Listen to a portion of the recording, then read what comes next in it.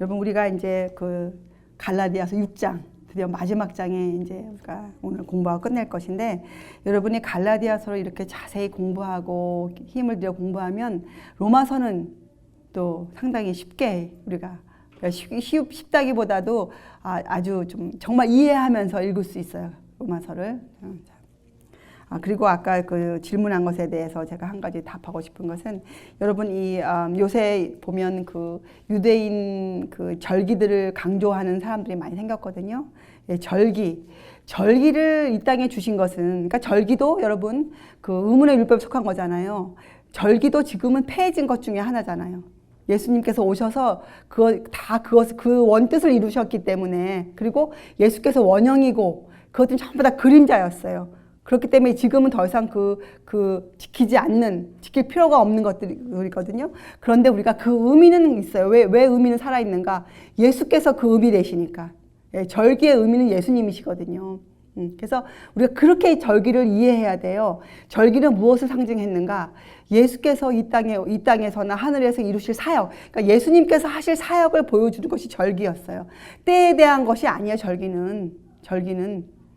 그런데 그 이스라엘 백성들이 자기의 삶으로 그것을 배워야 됐기 때문에 그 때를 주신 것이죠. 그들에게 이스라엘 백성들에게. 자, 유월절은 어떤 절기였습니까? 유월절은 그들이 애굽에서, 예, 죄의 종에서 애굽에서 구원받은 것을 기념하는 표로 그들이 유월절을 지켰어요. 그래서 유월절은 우리를 죄에서 구원해 내시는 예수님의 사역을 뜻해요, 유월절은. 자, 오순절은 그들이 시내산에서 율법을 받았거든요. 율법을. 그래서 오순절은 물론 그 안에 그들이 요제절도 지켰습니다. 요제절, 첫 열매 되는 요제절도 지키고, 오순절은 그들이 이제 율법을 받았는데 시내산에서. 자, 오순절은 이 땅에서 이루어졌지만 이것은 하늘에서 예수께서 하신 일 중에 처음이잖아요. 예수님께서 부활하시고 승천하셔서 하늘에 가셔서 대제사장으로 기름 부음 받으시면서 이 땅에 성령을 내려보내셨잖아요.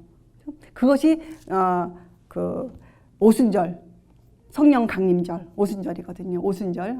자, 그러면 그 다음부터 절기들은 우리가 의미가 중요해요. 그죠? 자, 오순절 다음에 어떤 절기가 있습니까? 여름이 지나고 나면 나팔절이 시작돼요. 나팔절. 나팔절은 대속죄일이 올 것을 위해서 백성들을 깨우는 그것이 나팔절이었어요. 나팔절. 그리고 나팔절을 지나고 나면 어떻게 해요? 대속죄일이 돌아왔거든요. 열흘 후에 대속죄일 대속죄일은 죄의 도마를 받는 그 절기잖아요. 그들이 1년 동안 그동안 고백한 모든 죄. 그래서 그들의 죄가 지금 성소에 들어가 있잖아요. 우리 그거 공부했죠. 예, 그들이 어린 양에게 죄를 전가시켰는데 그 어린 양을 죽여서 그 피를 가지고 제사장이 성소에 들어가 뿌렸잖아요. 그래서 그들의 죄가, 용서받은 죄가 증거로 남아 있어요. 그러니까 죄를 용서받았다 그래서 그 죄가 그 즉시 도말되는 것이 아니에요. 원칙은. 그죠? 그 죄가 성소에 잘 보관돼 있었어요. 성소에. 그래서 그 죄를 이제 하나님 앞에 도말받는 날, 그 죄를 완전히 없애주는 그 날이 대속죄일이에요. 근데 그 날이 지금 우리 달력으로 9월에 항상 있었어요. 9월에. 그래서 이 절기는 예수께서 어떤 일을 할 것이라는 것을 우리에게 알려주는 것이에요. 절기는 대속죄일. 그리고 이 대속죄일의 시작은 대속죄일의 그 정확한 때는 우리가 2300주야를 공부해 보면 다니엘서에 나오지만, 이 땅에서 오순절이 이 땅에서 정확한 날 떨어졌던 것처럼. 근데 그건 우리가 정한 날이 아니잖아요. 그죠? 그건 예수님께서 정해주신 그 오순절날 그때 성령 강림이 있었던 것처럼, 우리가 다니엘서를 통해서 계산해 보면 1844년도에 예수께서 하늘에서 일하시고 또 이 땅으로 대속죄일을 주셨어요. 그래서 이 대속죄일의 때는 1844년에 시작되었어요. 그것이 다예요. 그런데도 유대인들은 지금도, 유대인 그리스도인들이 이것을 지금 9월 달에다가 이렇게 겹쳐서 이것이 대속죄일이다 이렇게 내놓고, 또 많은 그 개신교회들도 그런가 해서 그것도 막 연결시켜서 복잡한 얘기들을 지금 엄청 많이 하고 있거든요. 근데 여러분, 그런 일이 일어날지라도, 그렇잖아요? 그것은 절기를 그렇게 해석하는 것이 절대로 아니에요. 네, 절기는 예수께서 하신 일을 보여주신 것이고, 오순절, 나팔절, 대속절, 초막절은 이 땅에서 이루어져도 그것은 예수께서 하늘에서 하신 사역을 우리에게 알려주시는 거예요. 하늘에서 사역을. 그래서 하늘과 땅을 연결시켜 주는 것으로서 우리의 이해를 그렇게 주신 것이거든요. 우리 보고 공포감 가지라고 대속절 주신 게 아니에요. 예. 자, 6장 시작할게요. 제가 이런 말씀 왜 드리냐면 우리가 율법을 공부했잖아요. 그죠? 그 안에 우리가 이런 절기들도 공부했고 여러분들이 사실은 여기에 대해서도 자세히 알고 계시고 이해가 정확하게 있으셔야 돼요. 정확하게. 갈라디아서 6장 1절 형제들아 사람이 만일 무슨 범죄한 일이 드러나거든 신령한 너희는 온유한 심령으로 그러한 자를 바로잡고 내 자신을 돌아보아 너도 시험을 받을까 두려워하라. 너희가 짐을 서로 지라. 그리하여 그리스도의 법을 성취하라. 만일 누가 아무것도 되지 못하고 된 줄로 생각하면 스스로 속임이니라. 각각 자기의 일을 살피라. 그리하면 자랑할 것이 자기에게만 있고 남에게는 있지 아니하리니 각각 자기의 짐을 질 것입니다. 여러분 제가 5절까지 읽었는데 조금 다르다 느낀 게 하나 있지 않으세요? 여기에 보면 1절과 2절은 어떻게 남을 취급하느냐 이렇게 설명인데 2절에는 너희가 짐을 서로 지라 이렇게 돼 있죠. 근데 5절에는 각각 자기의 짐을 질 것임이니라 이렇게 나와 있어요. 우리가 이 두 말씀을 어떻게 조화를 이룰까요? 우리가 어떤 것들은 각각 자기의 짐을 져야 돼요. 그리고 어떠한 일에서는 서로 짐을 져줘야 돼요. 예, 그죠? 자, 공부해 볼게요. 자, 잘못 알고 있는 사람, 잘못 믿고 있는 사람들을 회복시키는 것. 그죠? 예, 그것은 아무나 할 수 있는 일이 아니에요. 그죠? 이러한 일들은 교만한 마음으로는 절대로 그 사람들이 감화를 받지 못하죠. 그죠? 그리고 사람들이 복음을 전할 때 어떤 때는 꼭 그런 실수를 범할 수 있어요. 나는 다 아는 것처럼. 너는 모르고 나는 알고. 그래서 이 가르치는 자 입장. 사실 우리가 다 가르치는 자예요. 그게 잘못된 것이 아닌데 성경의 가르침에 의거해서 가르치지 않고 자기 스스로의 어떠한 그런 것으로 가르칠 때는 남들이 감화를 받지 못하죠. 예. 그 말씀을 지금 하시고 계시는 거예요. 온유한 심령으로 우리가 남에게 복음을 전파할 때 온유한 심령으로 할 때만 이루어진다. 그렇죠? 그래서 이 영혼에게 다가갈 때 그렇죠? 참 조심스럽게 다가가야 돼요. 영혼에게. 그리고 섣부른 판단이나 결정은 금물이에요. 그럼 우리의 소관이 아니기 때문에 그렇죠. 그 영혼에 대해서 섣부른 판단을 내린다든지 섣부른 결정을 한다든지 뭐 예를 들어 당신은 거듭나지 않았어. 막 이런 말 하는 거. 이거는 정말로 이거는 해서는 안 될 말이고 자격도 없는 말이에요. 우리에게는. 그것은 정말 그건 하나님께서만이 하실 수 있는 그런 그 태도가 잘못된 것이에요. 태도가. 자, 그래서 우리가 이런 일을 할 때에는 짐을 서로 져야 돼요. 약한 자의 짐을 져줄 수 있어야 돼요. 우리가. 그 사람의 짐을 져줄 수 있어야 돼요. 그래야 그런 마음의 자세가 되어 있어야 교제가 이루어져요. 교제가. 자, 섬김의 법이죠. 이것이. 그렇잖아요. 이렇게 될 때 우리가 어떻게 됩니까? 그리스도의 법. 결국에는 연합 아닙니까? 연합.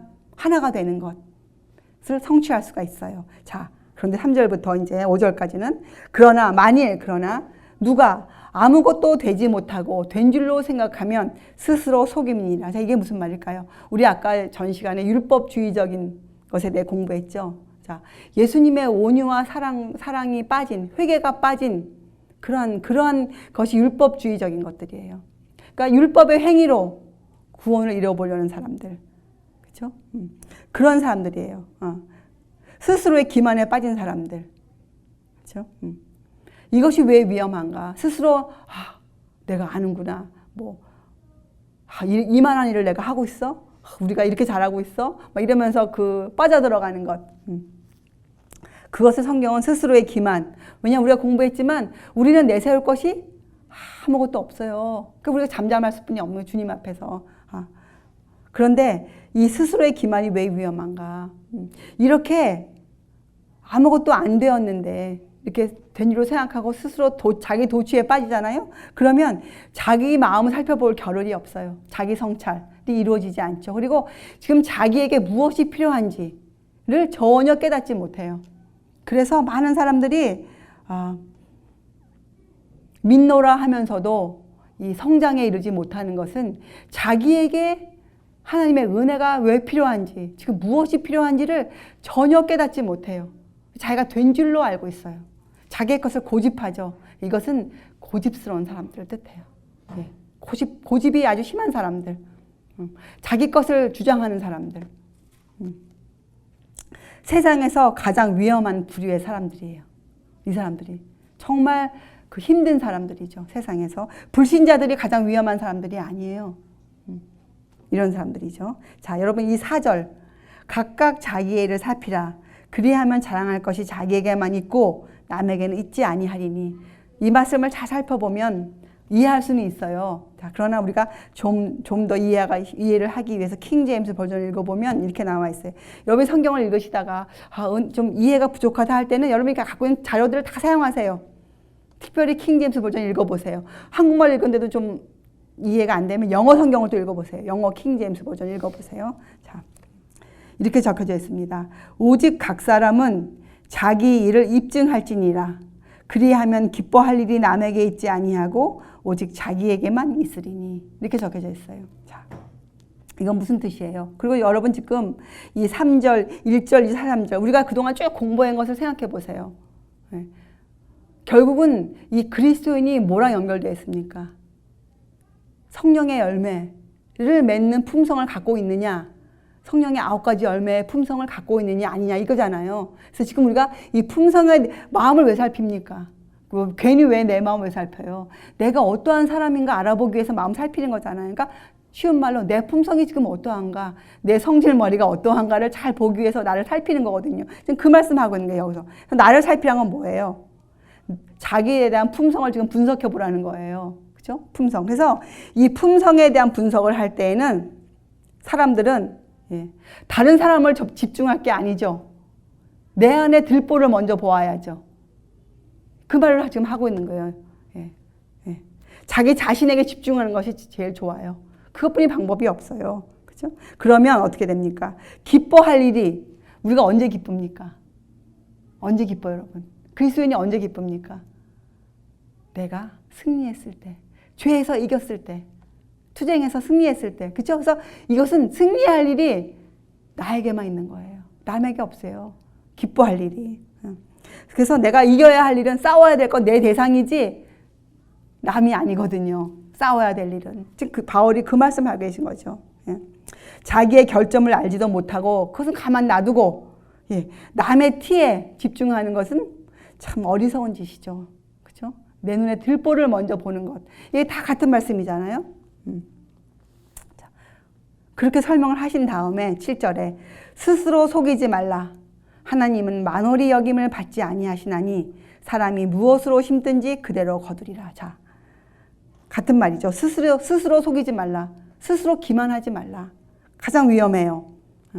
만홀히는 등한히 여기다, 소홀히 여기다 이런 뜻 아닙니까? 그래서 여러분 이 출애굽기에 이 애굽의 왕 바로를 보세요. 그가 주의 말씀을 거절했을 때 그의 마음이 강팍해지잖아요. 다시는 돌아올 수 없는 사람으로 되어버렸잖아요. 그것처럼 하나님은 만홀히 여김을 받지 아니하세요. 하나님의 말씀을 듣고 양심에 비추어서 보면 그 말씀의 깊이를 잘 모르더라도 양심이 올바르면 알 수 있어요. 복음 전하는 사람들의 말들을 듣고, 그렇죠? 그런데 그것을 무조건 거절하는 사람들, 그렇죠? 또 알 수 있는 기회들을 등한히 여기고 말씀을 가서 찾아보면 될 것인데 그렇게 안 하고 그냥 넘어가는 사람들, 그런 사람들 스스로 속이지 말라. 왜냐하면 그런 사람들은 이해력이 점점점 더 어두워져요. 이해력이. 그렇기 때문에 어떻게 됩니까? 하나님의 뜻을 담대하게 거절하게 되어 있어요. 결과적으로. 주의 말씀을 자꾸 전해 들으면서도 그것을 찾아볼 기회를 등한히 하고, 말씀을 주님 앞에 나아가 엎드리고 그 말씀 이해하게 달라고 기도를 해야 되는데 그렇게 하지 않고 계속 빛을 등한히 여길 때, 그것이 만홀히 여기는 것이에요. 만홀히 여기는 것. 그렇게 할 때 사람들의 양심이 무디어 가죠. 그렇죠? 어두워지죠. 그러면 결국은 하나님의 뜻을 담대하게 거절하게 돼 있어요. 아주 대담하게 바로처럼. 이것과 연결시켜서 우리가 이 성령을 거스리는 죄를 한번 공부해 볼게요. 성령 거스리는 죄.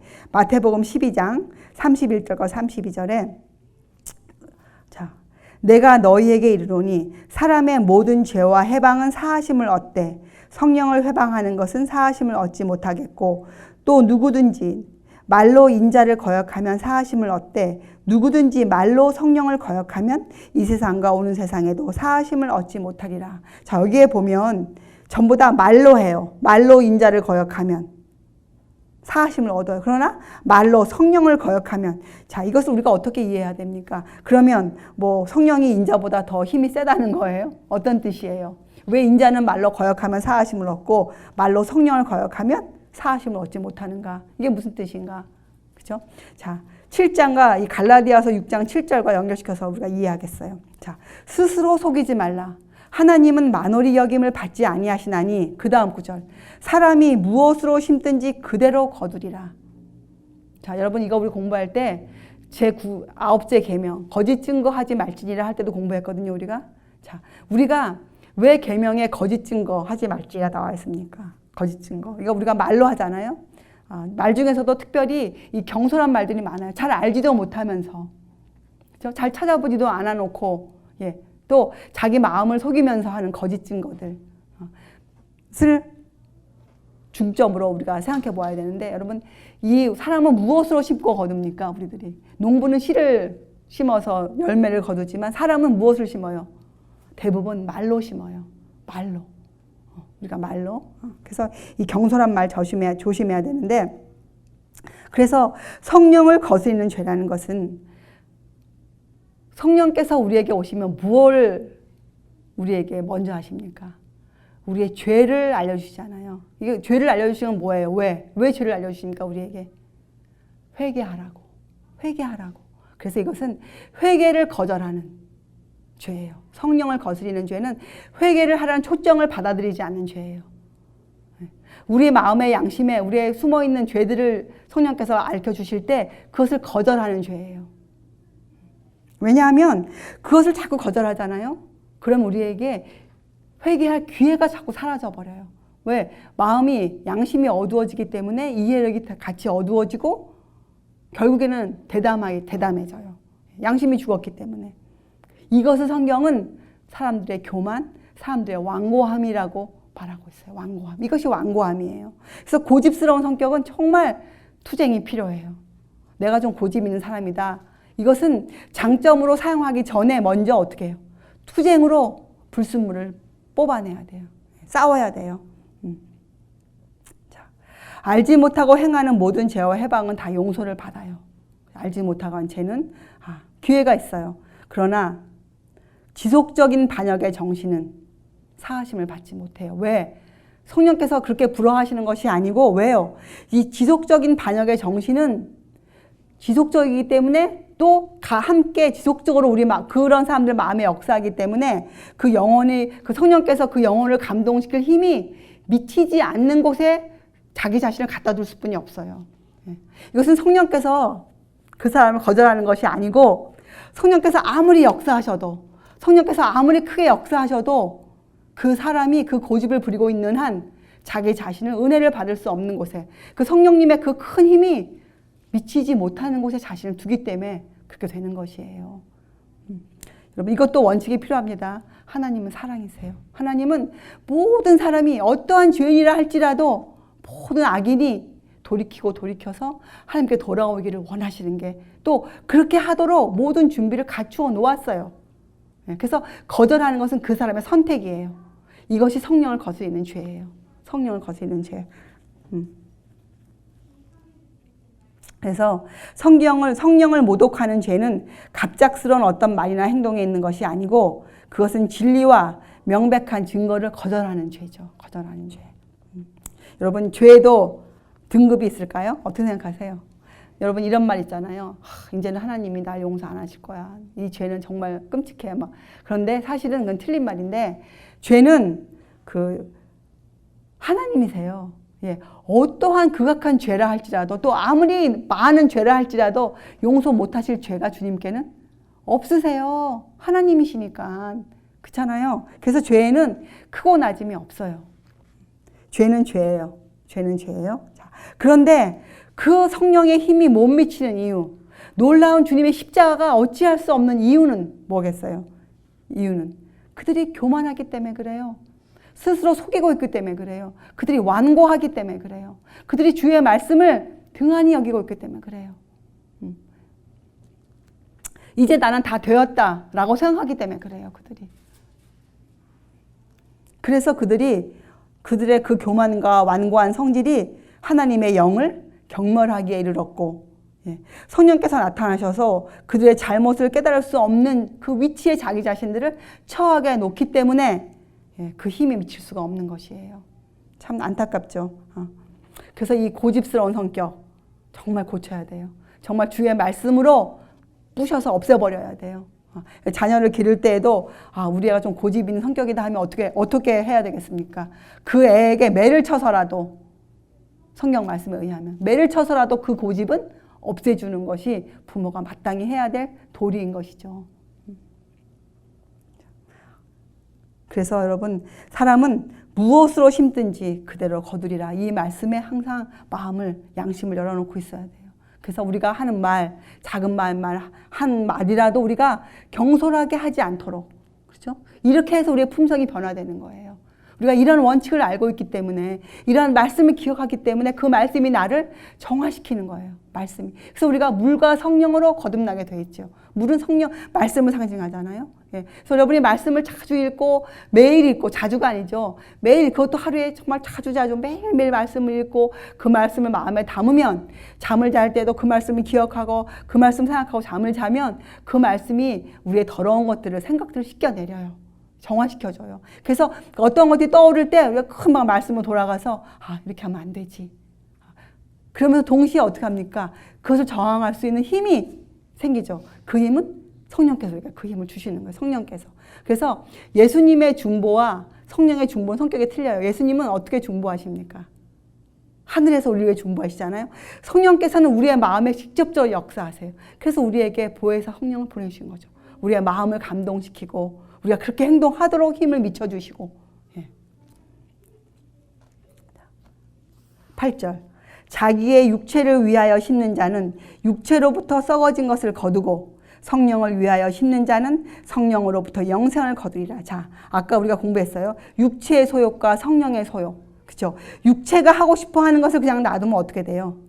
썩어진 것을 거두고, 성령이 하고 싶어 하는 바, 또 내가 원하는 것, 성령이 원하는 것을 우리가 심으면 어떻게 되겠어요? 여기에 성령으로부터 뭘 거둡니까?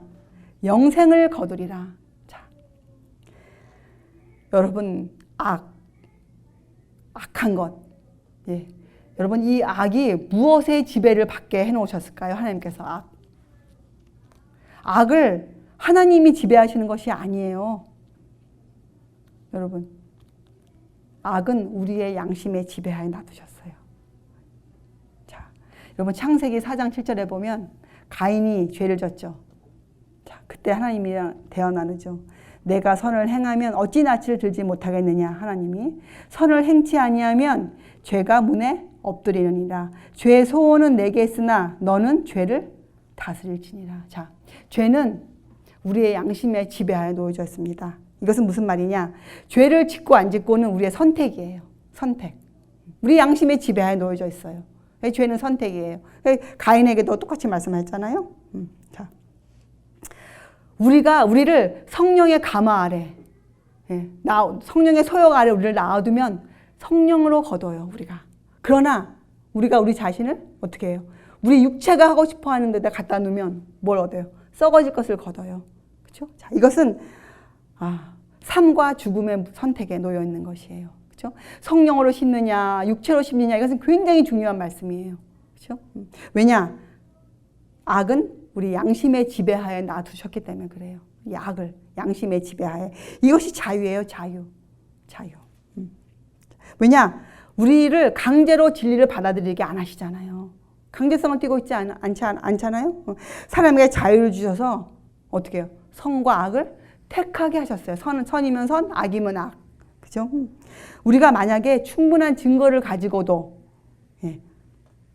한번 악을 선택하면 여러분 어떻게 되는 줄 아세요? 그 다음 악을 선택하는 일은 아주 쉬워져요.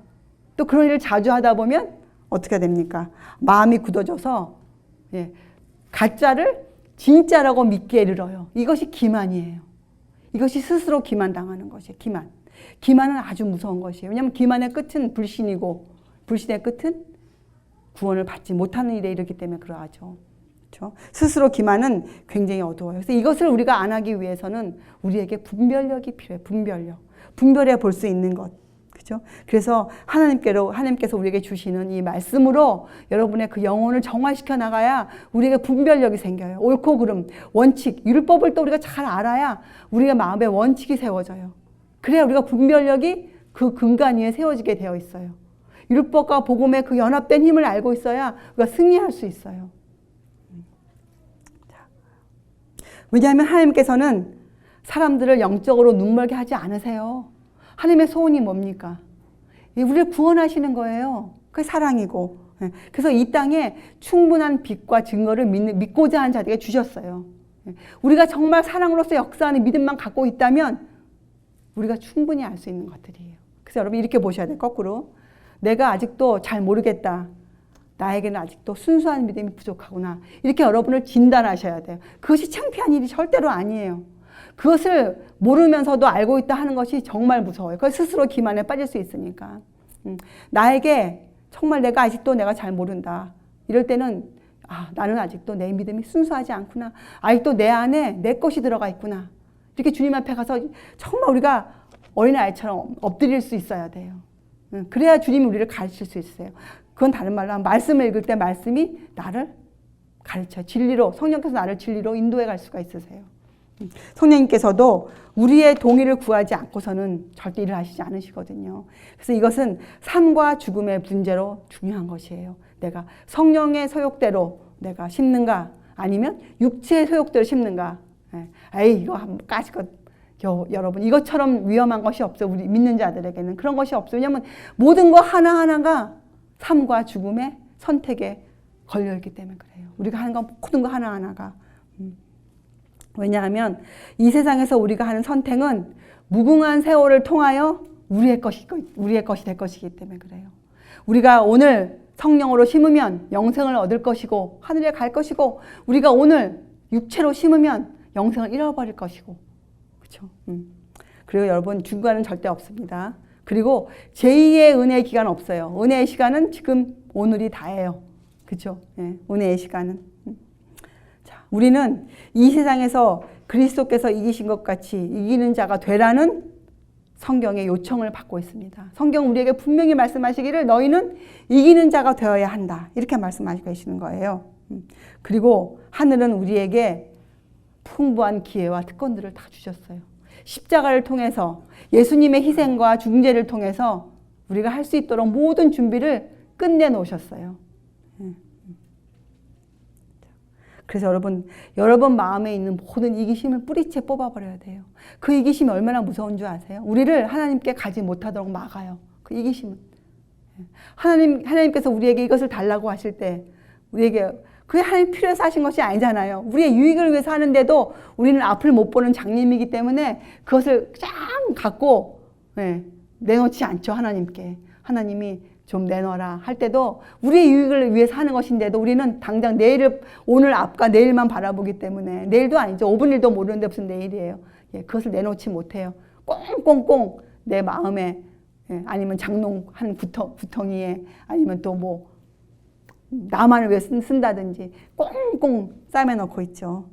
자, 여러분 그래서 하나님께서는 각 사람에게 그 행한 대로 보응하세요. 로마서 말씀에. 여러분 요셉과 삼손을 한번 비교해 보세요. 요셉도 그 생에 얼마나 어려움 가운데 있었습니까? 애굽으로 팔려갔어요. 그가 당장 5분의 1을 알 수 없었어요. 그 어린 나이에 그 요셉이. 그래도 그가 얼마나 훌륭한 믿음의 선배가 되었습니까? 여러분 삼손을 한번 보세요. 삼손은 태어날 때부터 하나님의 사람으로 태어났어요. 근데 그가 어떻게 되었습니까? 삼손이. 그 모든 특권을 잃어버렸잖아요. 삼손이. 왜요? 삼손은 하나님의 율법을 순종하는 것을 배워야 됐었는데 아무리 하나님의 사람으로 태어났어도 여러분 우리가 어떻게 해요? 이 사랑으로서 역사하는 믿음을 우리가 성장시켜 나가야 되거든요. 삼손도 그랬어야 됐어요. 근데 삼손이 그 일을 등한히 여겼죠. 삼손이 그게 삼손의 생애였어요. 그래서 이 삼손의 역사는 특별히 젊은 청년들에게 큰 교훈이 되어줘야 돼요. 젊은 청년들은 아직까지 삼손처럼 인격이 아직까지 완전히 꼴지어지지 않았어요. 인격은 그러니까 그 성품이 그렇죠? 아직도 잘하는 육체적으로도 잘하는 중에 있단 말이죠. 그들이 더 배워야 되는 것이 많은 사람들이에요. 왜냐? 그들은 아직도 그들의 인생 중에서 활동적인 삶의 무대에 나가지 않고 있죠. 그들이 직접 부딪혀서 싸우는 것이 별반 없어요. 아직도 부모 밑에서 자라고 있는 그런 사람들이기 때문에 그들은 특별히 그것을 대비해서 이 하나님의 율법에 순종하기를 열심히 배워둬야 돼요. 그래야 그들이 정말 전쟁터에 나갔을 때 그들이 승리할 수가 있죠. 그들이. 그래서 부모들도 어떤 책임이 있는가? 자녀 그저 귀하다고 이쁘다고 그 자녀를 이 방종하도록 놓아두면 안 돼요. 자녀에게 끊임없는 부담 없는 이 잔소리와 자식들을 야단을 쳐야 돼요. 자식들이 시간을 아껴 쓰고 그렇죠? 자식들이 그 삶에 충실한 삶이 될 수 있도록 부모는 자식들에게 이 매질을 가해야 되는 그러한 책임을 부모들은 갖고 있어요. 자, 9절 영생을 거두죠. 자, 9절 우리가 선을 행하되 낙심하지 말지니 피곤하지 아니하면 때가 이름에 거두리라. 자, 여러분 참 용기가 되는 말씀이죠. 선을 행하되 선한 행실 우리가 선한 행실 어떻게 나온다고요? 우리가 사랑으로서 역사하는 믿음으로 우리가 살면 어떻게 해요? 우리가 그렇게 살잖아요. 선한 행실이 이루어지잖아요. 자, 그런데 여기에 보면 낙심하지 말아라 이렇게 되어 있어요. 여러분 참 신기하죠. 선한 일을 함에도 불구하고 낙심할 수 있는 경우들이 생길 수 있다는 거예요. 근데 여기는 낙심하지 말지니 왜요? 피곤하지 아니하면 때가 이름에 거두리라. 자, 여러분 이 때가 이름에 거두리라.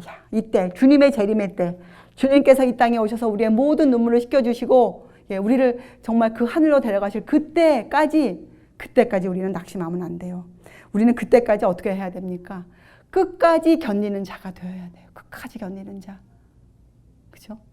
천국 복음이 증거되리니, 그죠? 왜요? 끝까지 견디는 자들이 이 땅에 생겨나야 그제야 끝이 오리니. 여러분, 이 복음을 전파하는 그 목적이 뭐예요? 끝까지 견디는 자들이 생겨나기 위해서 복음을 전파하는 것이에요. 무슨 우리의 미니스트리를 크게 키우고 그게 목적이 아니고 우리가 책을 만들어내가는 모든 목적은 끝까지 견디는 자들, 용기를 잃지 않고 그들이 주의 말씀으로 격려받으면서 살 수 있도록 우리가 말씀들을 펴내는 것이잖아요. 그래서 이 끝까지 견디는 자들이 와야 그제야 끝이 오리니. 여러분, 이런 자들이 눈에 안 보이면 아직 끝 아니에요. 그래서 여러분 우리가 이러한 삶이 견디는 자가 될 수 있도록 애쓰는 것은 주의 재림을 촉진시키는 아주 훌륭한 일이에요. 주의 재림을. 이러한 사람들이 생기면 예수님께서 때가 되어서 이 땅에 오시거든요. 자, 여러분 그래서 우리 이 성도들의 인내가 여기 있나니 그들은 누구예요? 하나님의 계명과 예수 믿음을 지키는 자들, 율법과 복음에 연합된 힘을 깨달은 사람들이죠. 자, 10절 그러므로 우리는 기회 있는 대로 모든 이에게 착한 일을 하되 더욱 믿음의 가정들에게 할지니라. 내 손으로 너희에게 이렇게 큰 글자로 쓴 것을 보라. 정말 눈이 안 좋으셨나 봐요. 무릇 육체의 모양을 내려 하는 자들이 억지로 너희로 할례받게 함은 저희가 그리스도의 십자가를 인하여 핍박을 면하려 함뿐이니라. 자, 우리에게는 십자가뿐이 없어요. 정말로. 할례받은 저희라도 스스로 율법은 지키지 아니하고 너희로 할례받게 하려 하는 것은 너희의 육체로 자랑하려 함이니라. 얼마나 이게 정말 헛된 속임수입니까? 헛된 속임수. 그죠? 속임수예요, 속임수. 14절. 그러나 내게는 우리 주 예수 그리스도의 십자가 외에 결코 자랑할 것이 없으니 그리스도로 말미암아 세상이 나를 대하여 십자가에 못 박히고 내가 또한 세상을 대하여 그러하니라. 자, 여러분 이 14절과 갈라디아서 2장 20절의 말씀. 내가 그리스도와 함께 십자가에 못 박혔나니 그런즉 이제는 내가 산 것이 아니요 오직 내 안에 그리스도께서 사신 것이라. 이제 내가 육체 가운데 사는 것은 나를 사랑하사 나를 위하여 자기 몸을 버리신 하나님의 아들을 믿는 믿음 안에서 사는 것이라. 여러분 이것은 정말 우리가 우리 마음 안에서 우러나는 그 회개의 눈물과 자복하는 마음과 통회하는 심령으로 우리가 고백할 수 있는 정말 그런 고백들이죠. 이것은 그리스도인은 어떤 사람들이다 라는 것을 정의해주고 있는 그런 말씀이기도 해요. 그래서 여러분, 우리는 십자가 외에 결코 자랑할 것이 없어요. 왜냐? 우리 구원의 모든 능력의 근원이 어디에 있습니까? 예수 그리스도께 있는 것이에요. 주님께서 우리를 위해서 이뤄놓으신 그 희생, 그렇죠? 우리를 위해 흘리신 그 피의 공로, 보혈. 여러분들 이런 것을 깨닫고 보혈 찬송을 불려보세요. 정말 은혜가 넘쳐요. 눈물을 흘리지 않을 수가 없어요. 주님께 우리가. 그 은혜가 얼마나 크길래. 그 사랑이 너무나 크기 때문에. 그것이 구원이에요. 그것이 구원. 여러분, 보라, 세상 죄를 지고 가는 하나님의 어린 양이로다. 여러분, 이 말씀을 여러분 잊지 마세요. 여러분이 매일매일 살 때에도 이 하나님의 어린 양을 항상 여러분 머릿속에 떠올리세요. 여러분, 창세기로부터 계시록까지, 특별히 우리가 계시록을 읽을 때 여러분, 이 하나님의 어린 양에 대한 이해가 기초가 안 돼 있으면 엉뚱한 해석을 하게 돼 있어요. 지금 이 세상에요, 얼마나 엉뚱한 해석을 많이 하고 있는지 몰라요. 이 계시록에 대해서. 참 놀라운 세상이 되어버렸더라고요. 제가 인터넷 살펴보니 정말 끔찍해졌어요. 여러분, 이 하나님의 어린 양, 성소제도의 기초가 되시는 어린 양, 그리스도, 우리가 이런 분에 대한 이해가 부족하면 우리 입 다물고 있어야 돼요. 전도하지 말아야 돼요. 왜냐? 이해가 부족할 때 하는 전도는 그 사람들에게 가마를 끼칠 수가 없어요. 악한 가마를 끼치게 되어 있어요. 그렇죠. 예수께서 이 세상에 오신 것은 범죄자들이 용서받도록 하기 위하여 오신 거거든요. 그렇죠? 세상을 죄와 저주와 범죄의 형벌에서 속량하러 오신 것이잖아요. 예수님께서. 그래서 여러분, 십자가를 이렇게 표현되죠. 하늘과 땅 사이에, 그렇죠? 신성과 인성 사이에다가 십자가를 심으신 거예요. 그렇죠? 그래서 십자가에서 긍휼과 진리가 같이 만나고 의와 화평이 서로 입맞추었어요. 이건 시편 85편 10절의 말씀이거든요. 십자가 안에서 주님의 의와 긍휼과 진리가 같이 만났어요. 하나가 되었어요. 십자가는 홀로 서 있습니다. 이 큰 세계, 이 지구에 홀로 서 계세요. 지금도. 그러나 이 십자가를 믿으면, 십자가를 온전히 바라보고 믿으면 많은 동력자, 친구들이 생겨나요. 그래서 기독교 역사가 이때까지 이루어온 것이잖아요. 그렇죠? 십자가는 내내 홀로 서 있었어요. 주님 홀로 돌아가셨어요. 그렇지만 그 십자가를 우리가 정말로 바라보면 믿음의 친구들이 생겨요. 그렇죠? 자, 십자가를 바라보세요. 그리고 십자가를 가리키세요. 십자가를. 우리가 십자가를 바라보고 주님의 친구가 되면 어떻게 됩니까? 우리는 우리의 것이 더 이상 아니죠. 하나님의 변화시키는 능력으로 인간의 마음에 역사하게, 십자가가 역사하게 하실 때에는 어떻게 해요? 우리가 또 다른 사람들을 십자가의 친구가 되도록 십자가를 바라보도록 만들죠. 그렇죠? 여러분, 그래서 우리는 십자가를 바라보도록 전도해야 돼요. 사람들이 이 하늘로 미니스트리를 바라보는 것이 아니에요. 이것은 아무 소용이 없어요. 우리 하늘로 미니스트리는 아무 소용이 없어요. 아무 유익도 되지 못해요. 우리는 온전히 사람들을 주님께로, 십자가로 인도해 가는 것이에요. 이것이 너무 중요해요. 이것이. 그래야 어떻게 됩니까? 그 사람들도 십자가의 능력으로, 그 하나님께서 변화시키는 능력을 얻어서 또 다른 사람들을 십자가로 인도할 수 있게 되기 때문에 그렇죠. 자, 이 바울 스님의 고백. 내게는 우리 주 예수 그리스도의 십자가 외에 결코 자랑할 것이 없으니 그리스도로 말미암아 세상이 나를 대하여 십자가에 못 박히고 내가 또한 세상에 대하여 그러하니라. 이것은 정말 우리가 꼭 해야 되는, 우리가 마음으로 토해내야 되는 그런 고백이죠. 또 빌립보서 1장 2절에 내게 사는 것이 그리스도니 죽는 것도 유익함이니라. 하나님의 원대한 계획, 우리를 향한 구속의 높은 계획은 무엇이었습니까?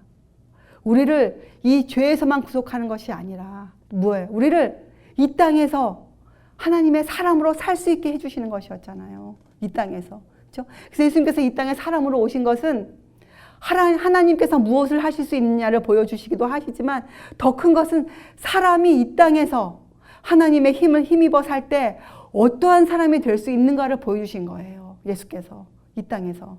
그래서 이 땅의 삶이 우리에게 너무나 중요하죠. 이 땅에서의 삶이. 예. 우리의 오늘의 하루가 얼마나 중요한 하루인지 몰라요. 그래서 예수님께서 이 땅에 오셔서 십자가에 돌아가신 것은 뭡니까? 사람들을 하늘로 연결시켜 주셨죠. 사람들이 이제는 하나님의 은혜의 보좌 앞에 담대히 나갈 수 있도록 해주셨죠. 그리고 또 뭐예요? 하나님의 율법이 영원하다, 불변하다 것을 증거하신 거예요. 하나님의 율법에 순종해야 함을 증거하신 것이죠. 그분께서. 그렇죠? 그래서 십자가는 죄가 무엇이다, 죄의 본질과 이 결과들을 적나라하게 보여주는 것이에요. 십자가는. 그렇죠? 여러분, 마태복음 16장에 베드로가 십자가를 이해하지 못하고 했을 때 예수께서 하신 말씀, 예수께서 제자들에게 이르시되 아무든지 나를 따라오려거든 자기를 부인하고 자기 십자가를 지고 나를 쫓을 것임이니라. 여러분, 십자가를 이해하는 것은 결코 쉬운 일은 아닙니다. 이것은 우리와의 믿음의 선한 싸움, 투쟁을 우리가 이겨내야 돼요. 그래야 우리가 십자가를 밝히 볼 수 있게 되거든요. 매일매일 점점점 환하게 크게 십자가를 보게 되거든요. 이 죄의 본질과 결과들이 적나라하게 드러나거든요. 내 마음속에 적나라하게 드러나거든요. 이럴 때 우리가 나를 부인하고 십자가를 짓고 주님을 따라갈 수 있는 그런 힘이 얻어지는 거죠. 자, 그러므로 이 하나님의 자비는 유약한 것이 아니었어요. 이것은 죄를 번하는 두려운 힘이에요. 예수님의 그 자비는, 십자가는. 그렇죠? 그리고 또한 그것은 인간의 사랑을, 그렇죠? 우리로 하여금 주님께 모든 것을 드릴 수 있도록, 하나님을 사랑할 수 있도록 우리를 이끌어가는 그 힘이죠. 우리가 어떻게 하나님을 사랑합니까? 그렇잖아요. 우리 같은 죄인들이. 그래서 그리스도로 말미암아 그 하나님의 공의가 그 공의의 거룩함을 손상시킴이 없이 어떻게 해요? 우리를 용서하는 일이 가능케 되었어요. 그것이 믿음으로 말미암은 의예요. 그것이 믿음으로 말미암은 의예요. 하나님의 공의를 전혀 손상시키지 않으면서도 이 죄인들을 용서할 수 있게 되었단 말이죠. 예수님께서.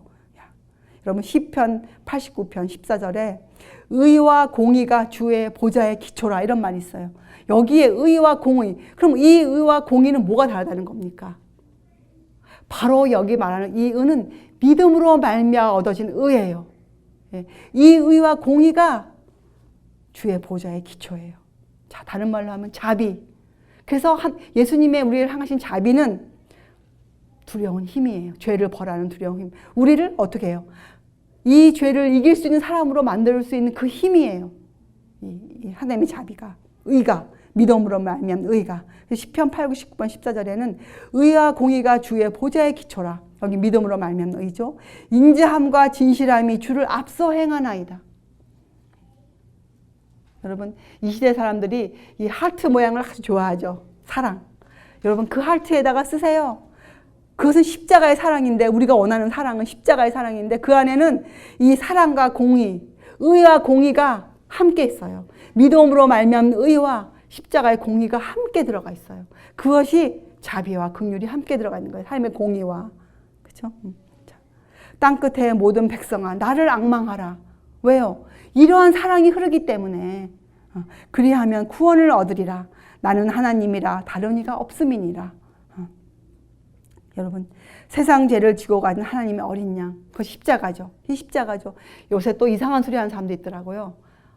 이 킹제임스 버전을 우리나라에 들여와서 한 그런 목사님인데, 그 사람이 하는 말이 성경을 히브리어나 헬라어로 읽어보면 십자가가 안 나온대요. 그래서 이 십자가가 성경에 없는 말이래요.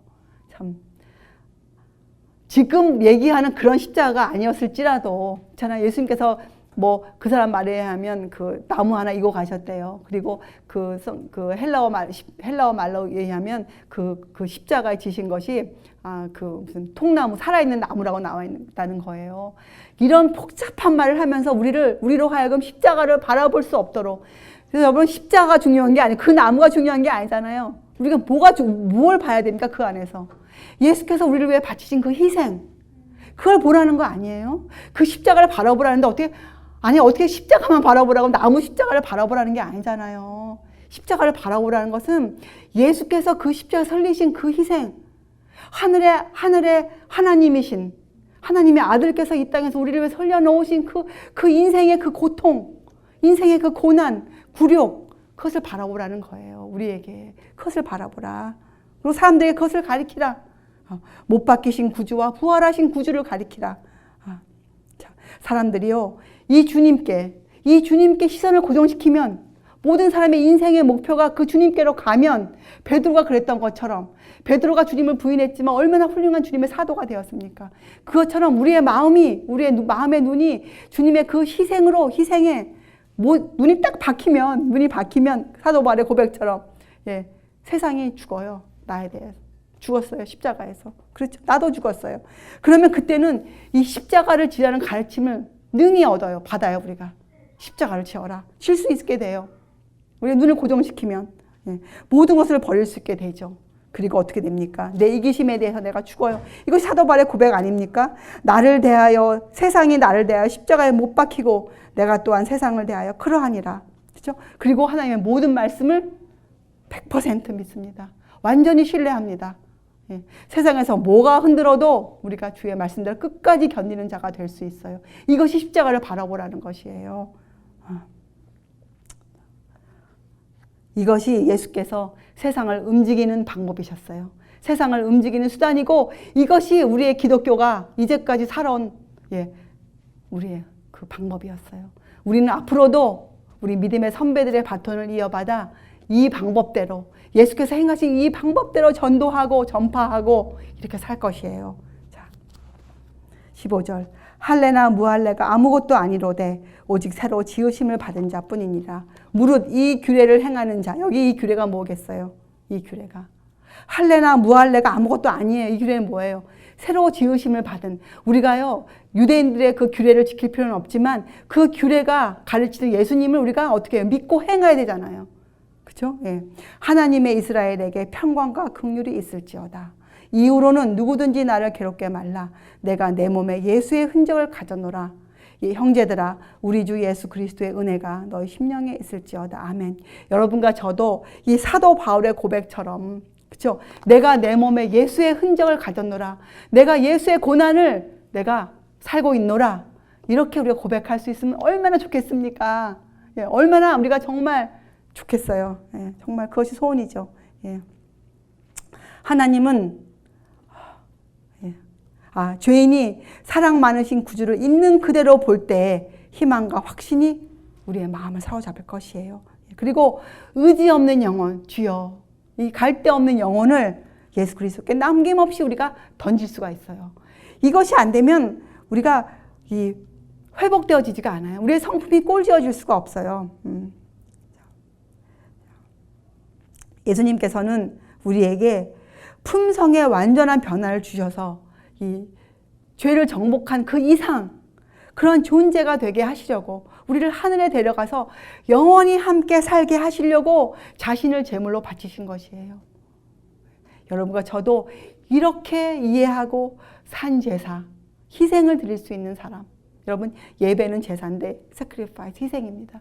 우리도 이런 희생을 드릴 수 있는 사람이 되어야 우리가 바울처럼 이제 어떻게 해요? 나를 괴롭게 하지 말라. 내가 내 몸에 예수의 흔적을 가졌노라. 이렇게 말할 수가 있는 사람이 되는 것이죠. 자, 이로써 우리가 오늘 이제 갈라디아서를 다 끝냈어요. 여러분, 그렇게 오래 걸리지 않았죠. 물론 6장뿐이 없다고도 하겠지만 우리가 이제 이어서 로마서도 공부할 것이에요. 얼마나 이 믿음으로 말미암은 의, 예수님의 의를 우리가 입는다는, 이것으로 혼인 예복을 입는다는 이 의미가 도대체 무엇인지 여러분 매일매일 경험하는, 그래서 여러분과 저의 삶에 예수께서, 성령께서 성령을 통해 우리 안에 함께 내주하시는, 우리 안에 거하시는, 성령의 열매를 맺어지고 또 우리 안에서 정말 선한 행실을 하면서도 우리가 무익한 종으로 죽게 되어질 수 있는 우리 그러한 사람들 되기를 바랍니다. 기도하시겠어요? 하나님 아버지, 저희가 십자가를 바라볼 수 있는 그러한 사람이 되게 해주시니 감사드립니다. 저희가 십자가에서 주께서 흘리신 그 희생과 우리를 위해 하고 계시는 그 사역을 저희가 본받아 저희가 이 땅에서도 주를 위해 살게 하여 주시옵소서. 저희가 앉으나 서나, 저희가 사나 죽으나, 저희가 먹으나 마시나 저희가 온전히 주를 위해 살게 하여 주시옵소서. 그리하여 저희의 생애 가운데 예수의 흔적이 드러나 사람들에게 주님을 증거할 수 있는, 십자가를 가리킬 수 있는 그러한 주의 종들 되게 하여 주시옵소서. 감사드리오며 귀하신 예수 그리스도의 이름으로 아버지께 간절히 기도드리옵나이다. 아멘.